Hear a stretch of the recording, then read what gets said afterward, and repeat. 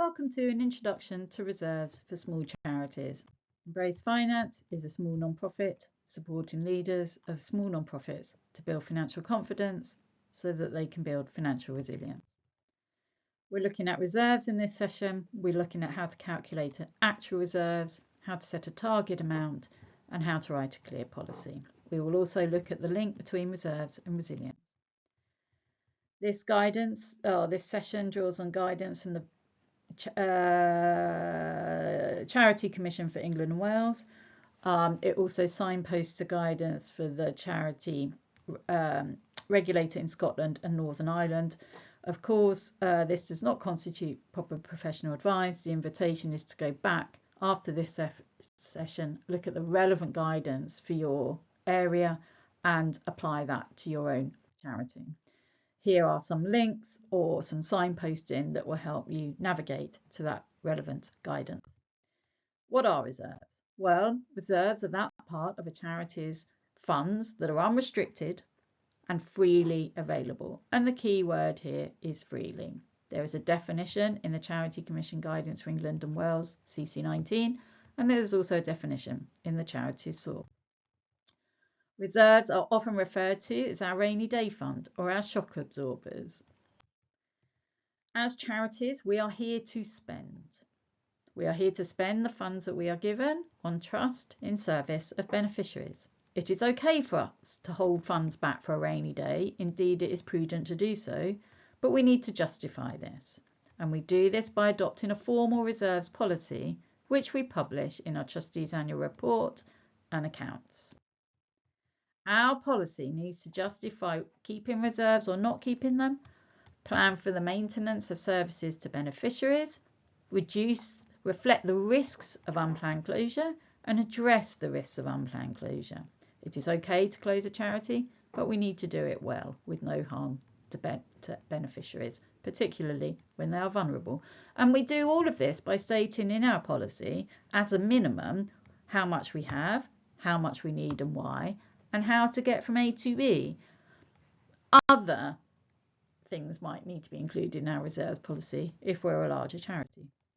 Once we have a formal reserves policy, we publish it in our Trustees Annual Report and accounts, and we make sure it is implemented. It is not a dusty policy that sits in the drawer that we get out once a year, dust off and update. It is something that we integrate into our financial planning and our financial decision making. It is something that we review and monitor regularly. We set the reserves policy at the end of the year when we do our Trustees Annual Report and accounts possibly. And then when we're looking ahead, we decide how much we need in reserve, and then we monitor it during the year. Are reserves going up? Are they going down? Is that in line with our policy? And if we decide not to have a reserves policy, or we decide to have a policy that says we don't need reserves, this also needs explaining. A good reserves policy is risk-based, and it is specific to our own charity. It considers how much we need and why. That's the target reserve. And how much we have. That is our actual reserve. The target reserve and setting that is an exercise in risk judgment. Setting the actual reserve, calculating the actual reserve, is an arithmetic exercise, understanding the accounting behind our balance sheet. So let's look at calculating actual reserves. Reserves only come from unrestricted funds which are freely available, and it's this that we need to find on our balance sheet. Some funds come into our organisation for a particular purpose. They are restricted to donor stipulations. We can only spend them in line with donor intentions. These do not form part of our reserves. Any restricted funds we have are funds, they are not reserves. Reserves are only that bit of our unrestricted funds that can be spent on anything in our charitable objects. Some of our unrestricted funds we can choose as trustees to designate for a particular purpose. This is the funds tree from the Charities SOAR, which is a statement of recommended practice for charities, which is the accounting rulebook. Funds come into our organisation for a particular purpose. They are restricted. They might be a capital sum, an endowment fund, or they might be revenue. They come in and go out on projects.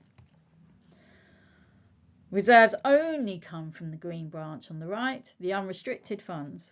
We can designate some for a particular purpose. Everything else sits in the general fund, and that's where our reserves sit. For some of us, the whole of our general fund might be our reserves. For others, we might have other things in our general fund that we need to exclude to get to the freely available bit. Some of us might have fixed assets for charitable usage. Some of us might have social investments. Some of us might have other provisions. The reserve comes from the general fund, but it is only the liquid bit. Designated funds are funds that trustees ring-fence for future plans. They can be really super helpful when planning. When calculating reserves, we can exclude the designated funds from the reserves total. There are rules with designations. They need to be specific for a particular purpose. They need to be for a particular length of time. And we need to disclose both of those in the annual accounts. We cannot simply get to year end, look at our reserves, consider them too high, designate some so they sit outside of our reserves to make our reserves artificially lower. Therefore, they need to be agreed and minuted before the year end accounts are prepared. A recap: calculating actual reserves is unrestricted funds minus designated funds minus fixed assets for charitable usage minus social investments. That's what is left in our general pot after all of those deductions is what our freely available reserve is. And so the starting point is the level of unrestricted funds we hold. And if we're not sure where to start, a good place to start, is the trustees' annual report and accounts. These have been independently scrutinised and are now on the official register. We start with the balance sheet. This is an example of a balance sheet, a very simple balance sheet. Balance sheets balance. There is one number that is on this balance sheet twice. That number is the net worth of the organisation. This charity is worth £298,000, £298,365. That is the bottom line. Everything the charity has in the whole world that is accumulated since the year dot. That number is on the balance sheet twice. The top half of the balance sheet shows us where that number is in terms of what we own, our current and fixed assets, and what we owe out, our liabilities. The difference between what we own and what we owe is what we're worth, £298,365. The bottom half of the balance sheet tells us what we're worth in terms of our funds, whether it is restricted or unrestricted. And if we had designated, that would be here as well. This charity's total net worth is £298,365. It has no fixed assets for charitable usage. It has £1 investment, which often indicates a trade-in subsidiary. Investments are not generally for charitable usage unless they're social investments, and in this case it's trivial. And so the reserves here, there are no designated funds that we can see. The reserves here, so there's no fixed assets, there's no for charitable usage, there's no designated funds. We can see no social investments. And so the reserves here are £283,365. This is a very simple example. When we talk about learning finance, we talk about knowledge, skills, behaviour. Do we all need the knowledge that reserves are unrestricted funds, less fixed assets, less designated funds, less social investments, less other provisions? We all need to know that reserves are unrestricted funds that are freely available. Whether we need to be able to actually do the calculation depends on our charity. Some charities will buy this in. They will get that expert guidance from an external accountant or independent examiner, or maybe if they're fortunate, a treasurer. We all need to know that reserves are unrestricted funds that are freely available. We don't all necessarily need the skill of being able to calculate reserves from a balance sheet and a wider set of accounts.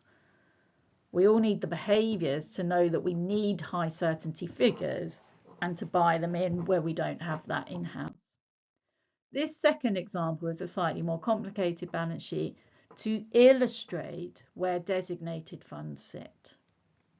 At the bottom of this balance sheet on the fund statement, not only do we have restricted and unrestricted funds as we did in the first balance sheet, but we now also have a nice example of a designated fund. The purpose here of separating out the unrestricted funds in the red box into designated funds and general funds is to show the funder, the commissioner, the reader of the accounts that of our total unrestricted funds, it is only 433,328 which is in the general pot. We've designated 2.145 million. And of that general pot, we can now deduct any fixed assets for charitable usage. Well, this charity doesn't have any tangible fixed assets. It does have investments, but they are not for charitable usage. And so the reserves figure is the same as the general fund figure in this example. Again, do we need the knowledge? We need to know that reserves are unrestricted funds that are freely available. Do we need the skill to be able to decipher this on a balance sheet? We might decide to build that skill in-house. We might decide to buy it in. We probably all need the behaviours to have the access to those skills. So calculating actual reserves requires some accounting knowledge and can be a technical exercise. In some balance sheets, it's very, very simple. It's all in cash. In others, it's not. And then we need expert advice to help us uncode it. When it comes to calculating target reserve, that's a matter of judgment. All decision makers will have what's necessary if they are, committed to their organisation to come up with a target reserve. There is no one size fits all. This is a nice example of how different subsectors tend to hold different amounts of reserve, and this comes from NCVO's Almanac. And for example, research charities might have in excess of 18 months in reserve, and village halls might have merely 5 or 6 months in reserve. Knowing what's in your subsector can be helpful, but even within your subsector, there is no one size fits all. We often hear that the Charity Commission says we need between 3 and 6 months. It might have done in the past. It doesn't say that now. It says we take a risk-based approach. We also hear that the Charity Commission gives us the policy to include. It gives us an example policy, which we then tailor to our own organisation. And so when we're considering our target reserve, we're considering our risks. Then we can think, okay, these are the risks, this is why we need reserves, and therefore this is how much we need. The Charity Commission gives examples for common reasons for holding reserves: the risk of unforeseen emergencies, for example, COVID, covering unforeseen day-to-day operational costs, for example, budgeting that wasn't quite right. If we're doing a new project or a new activity, we might not nail the budget first time. Budgets are rarely right. They're at best really just guides. Maybe we have a member of staff and the income is not going to be renewed, but we want to keep them on until we find new funding.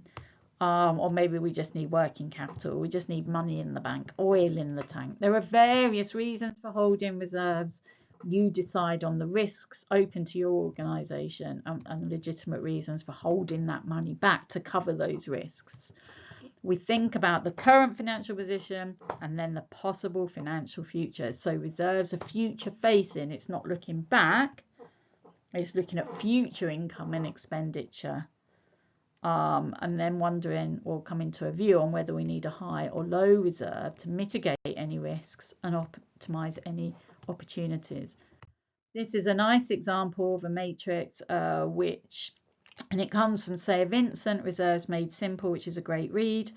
It considers reserves in terms of how predictable our income is and how fixed our costs are. If our income is highly predictable and our costs are very flexible, we are in the top left quadrant, that might permit a lower reserve than if our income is very low certainty and our costs are very fixed in the bottom right quadrant. Reserves are there to buy us time to react when the rain comes. If all of our costs are fixed, our reaction is going to be a lot slower than if our costs are flexible. If our income is high certainty, we can see further ahead than if our income is very volatile. Having a higher reserve when costs are fixed and when income is uncertain will buy us longer to react than if our reserve is lower. And so thinking in terms of predictability of income and flexibility of costs can be a helpful lens when assessing risk.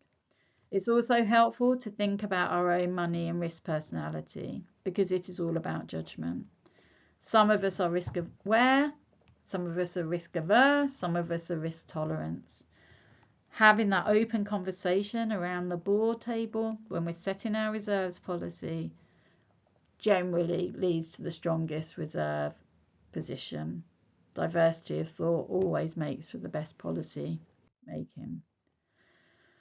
When it comes to setting a target reserve, a range is probably more resilient than working to a fixed point. It's very hard to land a plane on a tiny postage stamp. It's much harder to land it in a general field. Working to a fixed number in reserves is very hard. Working to a range, much easier when we're planning. How might we set that range? Well, if closure is a possibility, understanding how much it would cost us to close well, creating the sunset budget it would cost to do that, will help us determine a minimum reserve. If we had to close, we could close well because we've kept the equivalent of, say, 2-3 months plus any specific closure costs to one side as a minimum reserve, and our planning never takes us beneath the minimum. Setting a maximum reserve would then allow us to have all the other day-to-day risks that are open to our organisation. For example, we cover off the closure costs, but then we think, well, actually, that member of staff, we want to keep them, and that income fund is coming to a close. We think the new one is coming in September. We've got 2 months gap in the middle. We don't want to lose a member of staff. So we're going to hold 2 months in reserve to cover those costs. Or it might be that we know that next year funding is difficult, or national insurance employers costs are going to go up. So we need to increase our reserves. Neither of these costs is related to closure. They're additional risks. So we've got our minimum reserve to cover the closure risks. Then we look at the other risks that aren't related to closure, quantify those, and come up with an upper range, a maximum reserve. In this example, this charity has listed its closure costs. They come to 85,000 in the purple box. If their running costs are 30,000 a month, that's equivalent to roughly 2.83 months. But it's not intending to close. It just wants to be able to sleep at night should income fall drastically and unexpectedly. And so it's looking really at future risks and how to manage those, the more realistic risks. And so maybe there's a grant renewal, maybe it wants a new minibus, and maybe it always wants at least 3 months in the bank in addition to its closure costs. And that might give it an upper reserve of 170,000, and then its range is between 6 and 8.5 months. You decide whether you want one fixed point or a range. If you want to cover off closure, the risk of closure, using that as the basis to determine a minimum reserve can be very helpful for smaller charities. That's quite a defensive position. Some say it's quite a depressing position. And so we might want to be future facing and optimistic and think, well, we are continuing for as long as we're needed. But of course, there are other risks in addition to closure costs. And we're going to factor those into our reserves policy as well, thus coming up with a minimum and a maximum. Then when we're doing our financial planning, we're trying to land the plane in a field and not on a postage stamp in the middle of the field. And then we are often asked, well, what about funders? And it's true that reserves policies are heavily politicised. Some funders with good intention include a reserves cap in their eligibility criteria. And so, in all honesty, there is no one single policy that is going to satisfy everyone. Ourselves, our beneficiaries, our trustees, our leaders, our funders, our commissioners, all we can do is think about what's right for our charity and beneficiaries and explain the reason why we've come to that decision clearly and simply. And of course, if we come in at such a high point in our reserves that it closes a lot of funder doors, that becomes a risk, and then we can adjust for that. Now we're going to bring it all together. We're going to write or look at what an example reserves policy might look like. For smaller organisations, which SORT currently considers those with an annual income under 500,000 per year, our job is to state the level of reserve held, why they're held, and explain the absence of any policy. For larger organisations, we look at total funds. Do not confuse funds with reserves. Quite often we see the word restricted reserves. Restricted funds cannot form reserves. Any restricted funds we have are funds. We then state the amount and length of any designations, and then we clarify how much we've got in unrestricted, freely available funds, which are reserves. We set the target, we state how much we need and why, and we compare the actual and the target and how we're going to get from A to B. And even if our income is under 500,000, having this more fulsome approach to a reserves policy is a wonderful bit of financial storytelling that can really support our fundraising.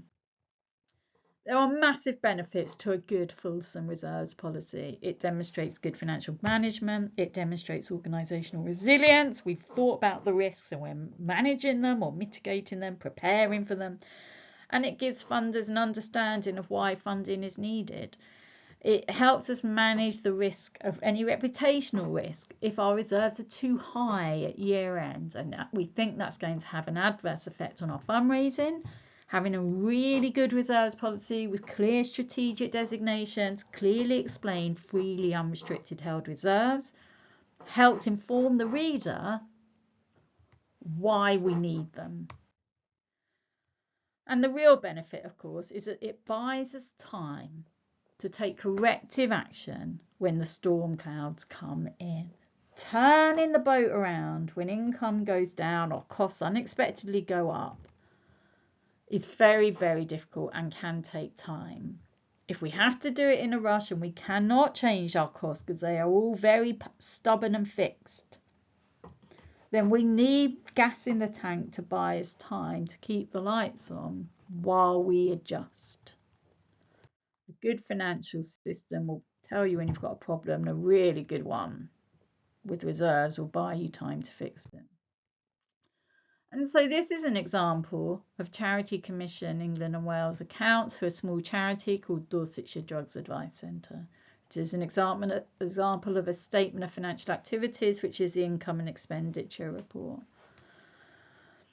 This organisation has 543,000 in, 490,000 out, has a surplus of 53,000 that goes up to 54,500 when some investment gains are included. It started the year with 48,000 and it ended with 97,000. We know that reserves only sit in unrestricted funds. How much does this charity have in unrestricted funds? It has 56,792 in the green box. Is all of this reserve? We cannot tell from the income and expenditure account. For that, we need the balance sheet. We can now read balance sheets. We know that there are two halves. The top half tells us what we own and what we owe. The bottom half tells us where our funds are, how much we have in each fund. This total net worth of this charity we have just seen is 97,656. We know we have to take off, our starting point is unrestricted funds. Here we've already seen on the sofa that they're 56,792. That's helpfully repeated here on the bottom fund statement of the balance sheet. Our starting point is unrestricted funds in green, 56,792. We know that we have to take off tangible fixed assets for charitable usage. These fixed assets in red are for computers and fixtures and fittings. They are for charitable usage. We need to take that off. That will bring us down to about 34,000. Then we have to take off designated funds. That's going to take us down another 20,000 to about 14,000. When it comes to calculating reserves, we all need the knowledge that we need to know a high certainty figure and that they only come from unrestricted funds that are freely available. Some of us might also need the skill of being able to calculate it. All charities need access to that skill, and all of us in decision-making roles need the behaviours to make sure we've got the high certainty figure and we've got access to those skills. This is an example reserves policy from the Charity Commission for that small charity. It says the Charity Commission has examined the charity's requirements for reserves in light of the main risks to the charity. Green tick, we're taking a risk-based approach. We go on to explain what reserves are. We are very clear they are unrestricted funds, not committed intangible fixed assets held by the charity, and big green tick, unrestricted funds that are freely available. We go on to say it's our target reserve is based on our budgeted income for next year. It is future facing, big green tick, and we say that we need between 137 to 275,000, which is between 3 and 6 months based on next year's expenditure. If we base it on this year or last year, it might be a different number of months, but based on next year's expenditure, it's between 3 and 6 months. Big green tick. We now say why we need them. The reserves policy is to meet, in this example, working capital requirements. Big green tick. There is more in the actual example. I've truncated it to fit on the screen. We then go on to say how much we've got. Unrestricted income is 56,000. We've designated 20 for the purchase of equipment, and then we've got another 22 in office equipment. The available reserves are therefore 14,000. Big green tick. We've clearly explained how much we've got, and then we say whether we need to get from A to B, and at the moment we do. They fall significantly short, but that's okay. We are now explaining our risk management and how our reserves are informing that to build longer term resilience. And so although the strategy is to continue to build the plan through reserves through planned operating surpluses, it's unlikely we're going to do that for the next 5 years. We have a plan B, which would be to curtail expenditure if needed. The invitation after this to go back, look at your reserves policy. Does it tick all the boxes? Does it inform the reader and about your risk position and the actions you're taking to manage it? Does it give them confidence you are really building the resilience in your charity? How do we build reserves? Right, well, there's no white rabbit. They come from unrestricted income that we haven't spent, because we've got unrestricted surpluses. We saw in a budgeting session that financial sustainability is built by budgeting for each activity on a full cost recovery basis, diversifying income, not spending all of our unrestricted income, having an unrestricted surplus, having a reserves policy, and maintaining reserves until they are within that policy. When we can't build reserves, we keep costs flexible. We're building in the resilience even where the numbers aren't going the right way by being able to react swiftly. We make sure that our costs keep pace with inflation when we're fundraising and taking on any commissioning. We include contingency budgets and fundraise for them in the year when we can, and we've got really good risk management, which we pick up in the resilience session. This is a really nice report on how others have built reserves. I would invite you to look at it afterwards. There are common things we find that go wrong when it comes to finance in general, particularly around reserves. We are ostriches. We don't even look. We don't know what our reserves is at the beginning or the end of the year, and we don't monitor them during the year. The boiling frog, reserves are lower than our target, even our minimum, and they're going down, and we're not doing anything about it. Emperor's new clothes. We look around and we say, well, no one else has got reserves. That's okay. or Mr. Micawber, that Dickens character, something will turn up. Well, maybe it won't for us. Maybe we do need to take corrective action. And rearranging the deck chairs on the Titanic, we obsess over the stationary budget. When the ship is going down, there is real structural issues. That means we can't generate reserves. We're spending more than we're getting in constantly, continuously, persistently. The ship is slowly going down. All of these need corrective action, and this is where the behaviours come in. It's easy to buy in the skill. We should all know what our reserves are because we've calculated it ourselves or we've brought that skill in. It's easy to set a target reserve.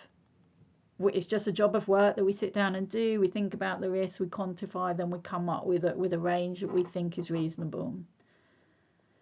The hard bit is the behaviours, making sure that we actually do all of this, and that once we have our reserves policy, we use it to inform our risk management of our charity in order to keep the lights on for as long as we're needed. IVAR, the Institute for Voluntary Action Research, has got a great report that talks about the strategic management of reserves. I invite you to read that. And CAF, when we do have reserves, there's a lovely, very short article on how to think about the investment of them. So your day-to-day needs will be in your current account, for example. Your short-term needs might be in a deposit account, the fridge, and your longer-term needs, if you can tie funds up for a longer time, the return tends to be higher. You put them in the freezer. That might be an option. Thank you for coming. Good luck with your reserves planning. It's not easy to build reserves and to come up with a good reserves policy, but it's an enormous step in our financial resilience building when we have the policy, even when the reserves aren't where we need them to be, because the gap between the two is the risk, one of the key risks to our organisation, and that informs what we do next, which we pick up in the resilience session.